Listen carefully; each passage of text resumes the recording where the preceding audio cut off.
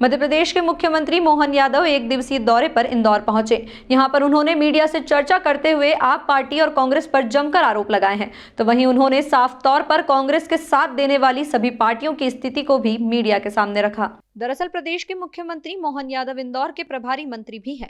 यहाँ पर तमाम विकासशील कार्यों पर उनकी बारीकी से नजर रहती है और इसी के चलते फिर एक बार उन्होंने इंदौर में अपना एक दिवसीय दौरा सुनिश्चित कर कई कार्यक्रमों में हिस्सा लेने के लिए पहुंचे।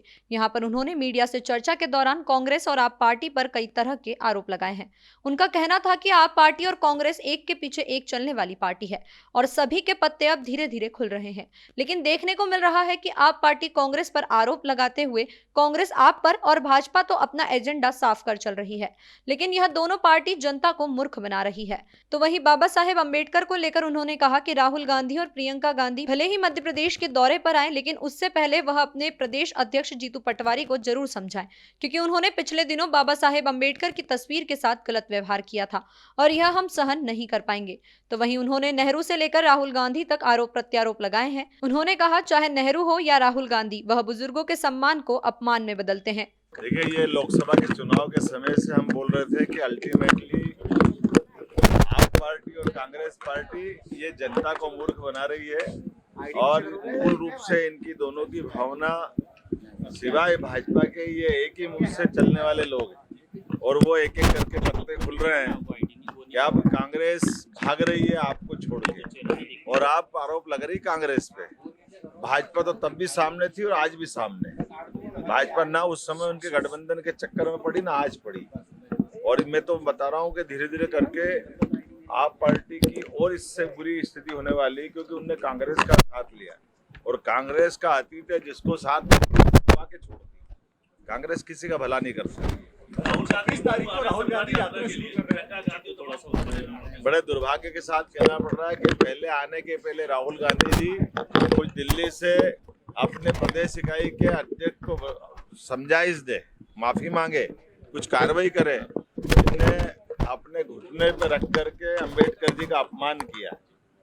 ये अत्यंत निंदनीय कदम था। वही अंबेडकर जी के चित्र को सार्वजनिक रूप से प्रदेश अध्यक्ष अगर इस ढंग की स्थिति लाते हैं तो मैं समझता हूं कि जीतू पटवारी जी को भी माफी मांगना चाहिए और उनसे कहना चाहिए कि राहुल गांधी जी माफ करो, अंबेडकर जी के लिए जितना भाजपा वालों ने किया है वो तो इंदौर के ही, उनको तो मालूम है।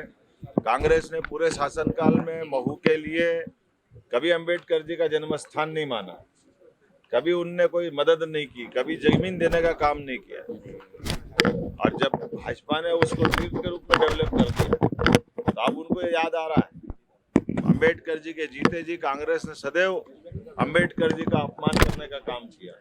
उनको कोई चुनाव नहीं जीतने दिया। उपचुनाव जहां उनकी पार्टी जीती हुई थी 2 सीटों में, उस एक उपचुनाव पे भी नेहरू जी ने जाके प्रचार करके हराने का काम किया।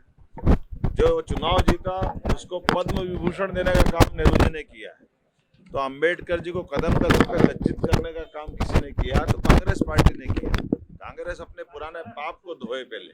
सर, कमलनाथ नजर आ रहे हैं। देखिए, कांग्रेस का काम ही है अपने बुजुर्गों का अपमान करना और ये दोनों वरिष्ठ नेता और सार्वजनिक रूप से अगर वो कह रहा है कि हाँ हमारी पार्टी में नहीं सुन रहा, तो ये विचार करने का विषय कांग्रेस का है। लेकिन मैं अब क्या कहूँ, कांग्रेस का अपना चरित्र ऐसा है कि कांग्रेस अपने बुजुर्गों की इज्जत नहीं करती है। सीताराम केसरी के राष्ट्रीय अध्यक्ष के टाइम पे सार्वजनिक रूप से धोती खोलने का काम कांग्रेस के वरिष्ठ नेताओं ने किया। मनमोहन सिंह जी के जीते जी उनसे उनकी कैबिनेट के कागज छीन करके सार्वजनिक रूप से फाड़ने का काम राहुल गांधी जी ने किया है। उनके अब क्या बताएं, मैं ज्यादा बोलना नहीं चाहूंगा। मैं उम्मीद करता हूं कि वो अपने नेताओं को नियंत्रित कर ले और सार्वजनिक रूप से अपने लोगों को पहले समझाइश दे।